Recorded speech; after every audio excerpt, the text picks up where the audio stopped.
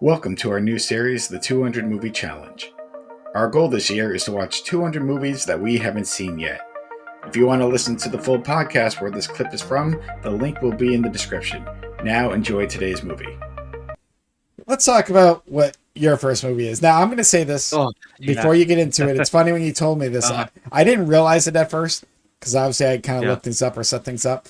I've actually been seeing a lot of TikToks pop up, shorts, from this movie, certain scenes. Really? Yes, with Michael Keaton. And I was out how to introduce him again. And I'm like, God, this somewhat looks interesting. I've never known the title of the movie. I kind of knew there was a movie that took place about this. So when you picked it, I laughed. I'm like, oh my God. I'm like, I always forget to look into certain movies. But yeah, I've seen some TikToks. Again, I think the big scene is when Michael Keaton's just like, it's ready. It's just like, this is it, and I was like, oh, but anyhow, so what was the first movie you watched this week and kind of why did you choose it?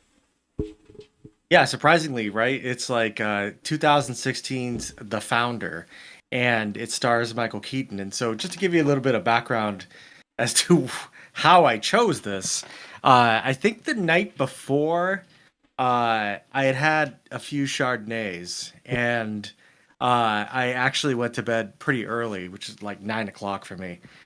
And I woke up at 5 o'clock in the morning. Damn. And I couldn't sleep. Like I slept 8 hours. Like, so I got up at 5 o'clock in the morning and I was like, oh my God, I'm fucking wide awake. But it's about like 2 hours early to feed the cats. Now the cats don't know that because as soon as they see me leave the bedroom, they're like, oh, it's time to eat. And I'm like, no, it's not time to eat. I have to now deal with them for 2 hours until I feed them. So I needed to watch something. I was like, well, I can kill a couple hours by watching a movie. And so I turned on Netflix, which by the way has this new like UI that confuses me and makes me think like I'm on Hulu or something like that. I don't know if you've seen Netflix's new like way that it looks like and the menu is, but it's like totally different than it used to be. But one of the big little screen things was The Founder, and I think I had seen I don't know if it was on TikTok or Reels, but I had seen obviously when Michael Keaton's character who plays Ray Kroc is overseeing the first like McDonald's kitchen, and he is kind of seeing like the efficiency and what these brothers do. And so to rewind a little bit, Ray Kroc did not like invent McDonald's. He is known as the founder of McDonald's. But what he did was he was a traveling salesman that sold like milkshake makers. And he was trying to sell it to like, these kind of, what are they called? The places where kind of like Sonic, where they bring the food up to your window. That's how it used to be like in the 50s. Do you remember these restaurants? Oh yeah. Yeah. Drive, I hate to say driving, but I know, Sonic. But anyhow, like the old school diners, you sit in your car, they bring you up. Yeah, right. So it wasn't like fast food. Like it was like it would take 20 minutes to get out to you, and somebody would bring it out. There was a lot of like people hanging out there, and it just wasn't very like fast service. And so he is just kind of at his wit's end, and he's kind of in a dead end in his life, being this sort of on the road salesman. Then he finds out that there's a restaurant out in California, actually San Bernardino, where I actually lived around when I was growing up. That restaurant had bought like 6 of his milkshake machines. And so Ray Kroc is like, oh shit, like, okay, like, well then I got to find out what the hell's going on. Like, it must have been a mistake. So back then, obviously you don't like call people, you just drive down Route 66 until you get there. But when Ray Kroc meets the two guys running the restaurant, they're the McDonald brothers. They're running a place called McDonald's, and they basically had just created the most like efficient way to run like fast food. It was just shakes, fries, and burgers. That's it. And the burgers were all done the same way and everything, and they were able to turn around really quick. So the clips that you've seen have been, when Ray Kroc is kind of looking around and being like, oh my God, this is like an amazing thing. So Ray Kroc then takes the idea of McDonald's and then, goes to the brothers and he's like, I want to open up franchises. And then they explain that they've opened up franchises, but it's never really worked and everything. And Ray Kroc just really loves this idea. Then he goes off to town and One thing leads to another, and he's created all these franchises across the United States. Um, and he leverages the real estate that the McDonald's are like built on, and essentially ends up buying out the two brothers and buys them out for I think only like $1.47 million for like the McDonald's corporation name, and then takes everything from them. They had asked for royalties like 1%, which would have been worth $100 million a year today, but they did a handshake deal and they could never prove that they had that handshake deal, so they never got that money.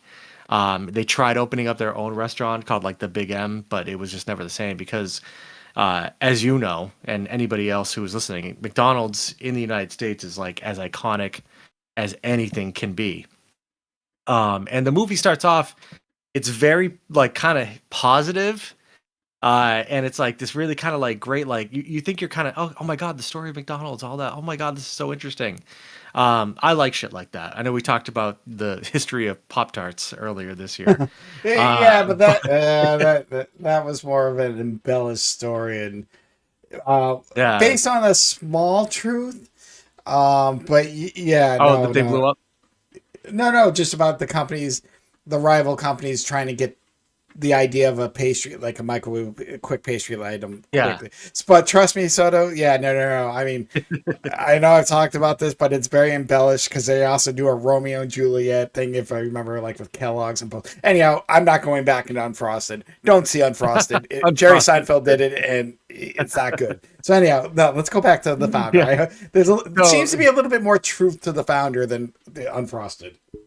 It felt like it because then as the story unfolds, and I've told you most of it, but it gets a little bit darker, right? And so, this kind of feel good story about Ray Kroc, discovering about McDonald's turns into like the ugly side of, and should be like a series of these movies that I've talked about in the last like almost 70 movies. Is that the mentality that like, what will you do? Like for your passion, like is it ever enough? I talked about this in The Big Year, and I think I talked about in Devil Wears Prada too, where it's like, are you like going to sacrifice the things that are really important in life for the passions that you have? Like how far will you go? And Ray Kroc, he had a wife played in this movie. It's actually played by Laura Dern, who I really like. So do I. But she had nothing to do in this movie. Like she was great. And she was like a very supportive wife for him, and but she didn't have much to do except to just be like neglected and abused by this man who just became kind of overwhelmed by wanting to hit one last thing out of the park, because he's like already in his 50s by the time he discovers this kind of McDonald's idea, kind of like how Colonel Sanders was older too when Colonel Sanders became Colonel Sanders. But he just devotes everything to McDonald's, ends up divorcing his wife and getting with another woman and everything. And it's just like, and he steals like, the kind of company underneath the two guys. And Michael Keaton as always, does a fantastic job in this film.